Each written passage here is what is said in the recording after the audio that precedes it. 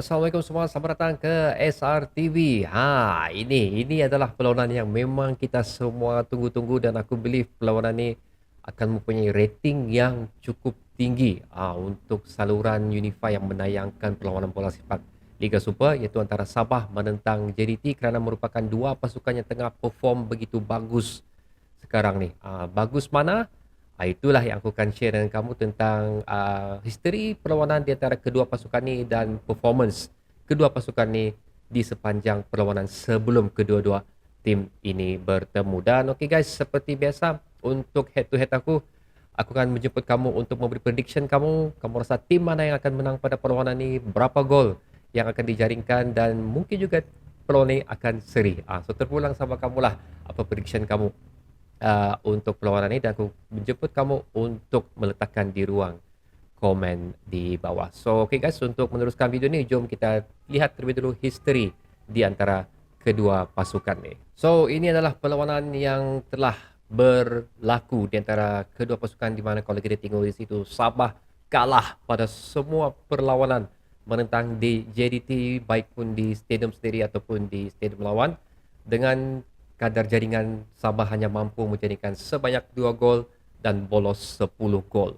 So memang ah, siapa nak tahulah JDT kan memang dari dulu lagi menguasai Liga Super ni macam tiada tim lain sudah. Tapi untuk sejarah Sabah sendiri memang cukup tidak membanggakan lah sebenarnya. Kalau kita tengok kebanyakan perlawanan tu Sabah telah bolos sebanyak 4 gol kecuali pada perlawanan terakhir itu pada tahun 2021 Liga Super last year lah tu di mana Sabah tewas pada JDT di gelanggang JDT sendiri sebanyak 2 gol berbalas kosong dan membuatkan kedudukan JDT pada tahun 2021 berada di persada Liga dengan kemenangan yang cukup mudah 57 poin jauh meninggalkan pemenang atau tempat kedua itu Kedah yang memungut sebanyak 43 poin pada musim tersebut manakala Sabah di tangga ke-9 dengan hanya mengutip sebanyak 19 mata. Kalau kita tengok di sini pun memang banyak perubahan yang berlaku sudahlah. Maksudku persembahan Sabah sendiri daripada tahun 2021 dan juga tahun 2022 manakala JDT masih mengekalkan momentum diorang menjuarai liga pada tiap-tiap musim yang mereka lalui. So inilah yang aku cakapkan guys, itu adalah perubahan besar yang telah dilakukan oleh Sabah FC sendiri di mana sekarang baru melalui 10 perlawanan tapi telah berada di kedudukan kedua dan memungut 22 mata kurang satu mata daripada JDT. Walau macam mana kalau kita tengok situ JDT kurang satu perlawanan dan sekiranya JDT menang perlawanan ini membuatkan mereka mengutip 26 mata dan Sabah maintain 22 mata. Agak sukarlah untuk dikejar sebenarnya jika Sabah kalah pada perlawanan ini tapi seri adalah merupakan satu keputusan terbaik dan juga boleh membawa Sabah untuk terus mengganggu gugat kedudukan JDT bagi tahun 2022 ni. Dan untuk kedua-dua pasukan ni apa yang menyebabkan mereka berada di tangga 1 dan tangga kedua, jom kita lihat 5 perlawanan terakhir yang telah dilalui oleh kedua-dua pasukan. Kalau kita tengok di situ ini adalah 5 perlawanan terakhir macam aku cakap tadi. Kedua-dua pasukan belum lagi mencatat sebarang kekalahan. Tapi kalau kita tengok dari segi result, Sabah lebih meyakinkan daripada JDT sendirilah di mana Sabah telah menang sebanyak 4 perlawanan manakala JDT hanya menang sebanyak 3 perlawanan. Tapi yang satu membezakan di sini adalah kemampuan JDT untuk menjaringkan gol. Cukup jauh beza jaringan yang telah dilakukan oleh JDT sebanyak 25 gol manakala Sabah hanya berjaya mencatat sebanyak 17 gol dan berbeza juga dari segi bolos di mana 5 untuk JDT dan 8 untuk pasukan Sabah. Walau macam mana pun bolos yang dikenakan oleh pasukan Sabah masih lagi membawa mereka untuk mendapat kemenangan manakala JDT dua perlawanan yang seri especially perlawanan menentang Melaka baru-baru ni mereka bolos 1 dan juga Pahang mereka bolos 2. So kalau kita tengok rekod di sini untuk Pahang dan juga Melaka JDT seri tapi Sabah telah mengalahkan kedua-dua pasukan tersebut. Nampak agak cerah jugalah sebenarnya untuk Sabah membuat sesuatu pada perlawanan ini especially lagi mereka beraksi di Stadium Likas. So guys, tadi sudah kita bercerita tentang history dan juga prestasi kedua-dua pasukan, dan aku ingin menyentuh pemain yang kita beri tumpuan untuk peluang ni adalah sekali lagi Jose Embalo dan juga Messi Malaysia ni. Okey, buat masa ni si Messi ni belum turun lagi. Okey, tapi Jose Embalo kalau dia turun pada peluang ni, so maksudnya dia sudah turun sebanyak 3 perlawanan, 2 perlawanan setengah lah sebenarnya. Pasal untuk perlawanan pertama tu waktu menentang Selangor, sekejap guys lah. Untuk menentang Selangor tu dia cuma turun pada beberapa minit saja, tapi aksi dia sewaktu menentang pasukan Negeri Sembilan, aku sudah cerita pada video sebelum ni waktu aku buat ulasan tentang perlawanan Negeri Sembilan tu. Walaupun tidak memberi impact yang cukup besar di bahagian serangan, aku cakap juga lebih kurang macam Neto Pessoa juga, tapi at least dia banyak membantu di bahagian pertahanan dan juga ngacau sikit rentak Negeri Sembilan untuk menggerakkan bola daripada bawah. So untuk Messi Malaysia ni pun aku nak pasti sama ada dia akan diturunkan pada perlawanan tersebut, tapi aku mengharap aksi dia lah, aksi daripada perlawanan tersebut. So untuk kita melihat sendirilah sama ada ini betul-betul mampu untuk beraksi di Liga Super. Kalau Liga Super tu dah pasal dia ni before this dia beraksi untuk Kelantan di Liga Perdana. Dan seterusnya adalah dua pemain ni yang merupakan pinjaman daripada JDT. So kita tak tahu sama ada tercatat di kontrak kedua-dua pemain ni sama ada mereka boleh beraksi sewaktu menentang pasukan asal mereka lah.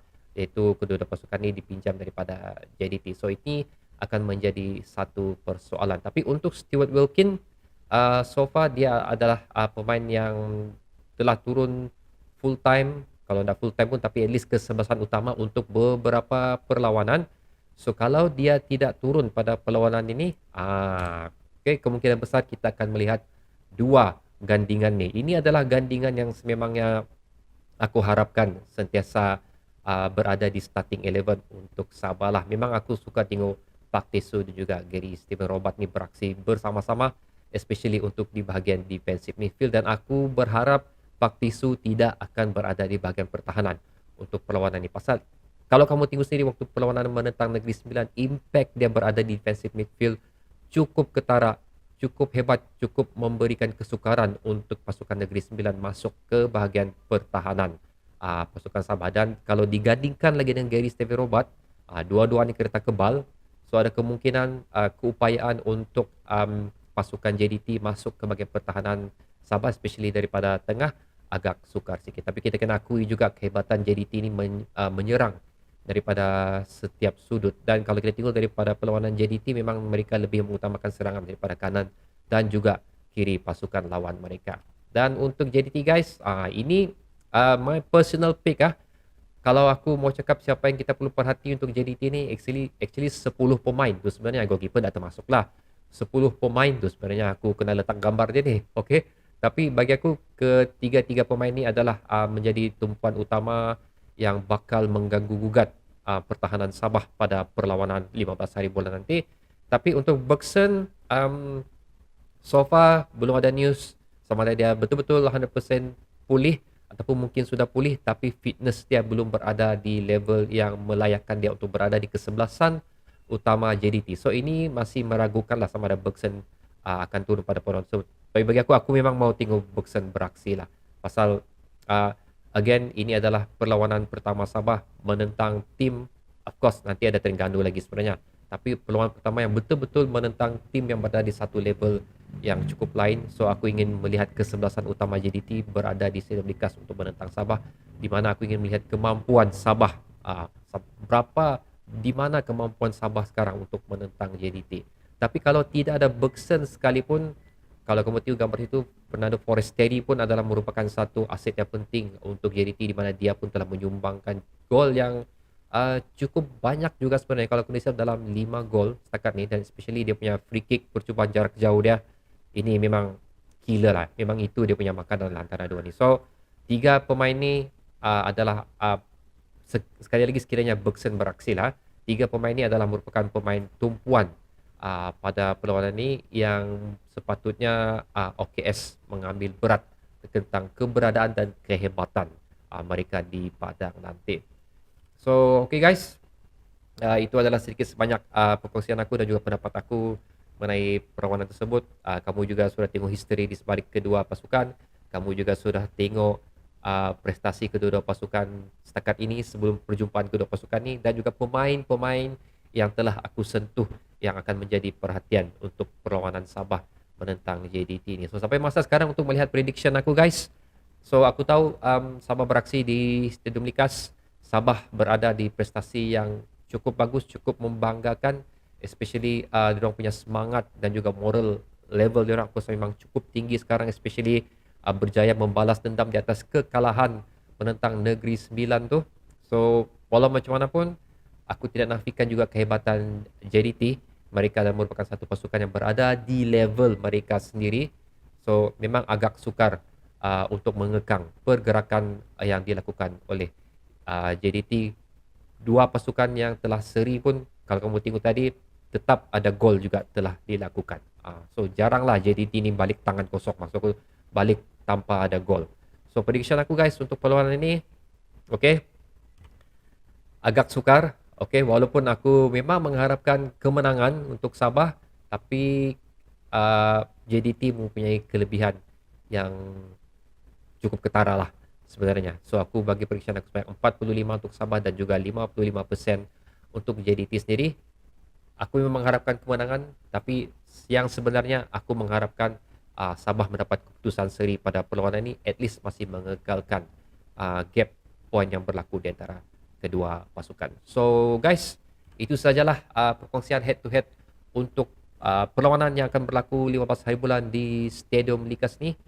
Perlawanan yang again aku akan cakap mempunyai rating, bakal mempunyai rating yang cukup tinggi, dan insyaAllah Stadium Likas buat pertama kalinya setelah sekian lama akan dipenuhi. Tidak ada seat kosong di sekeliling Stadium Likas tu. Hopefully lah, insyaAllah. So, okay guys, jangan lupa untuk meletakkan prediction kamu di ruang komentar di bawah ni. So, sehingga kita berjumpa lagi pada video akan datang. Assalamualaikum.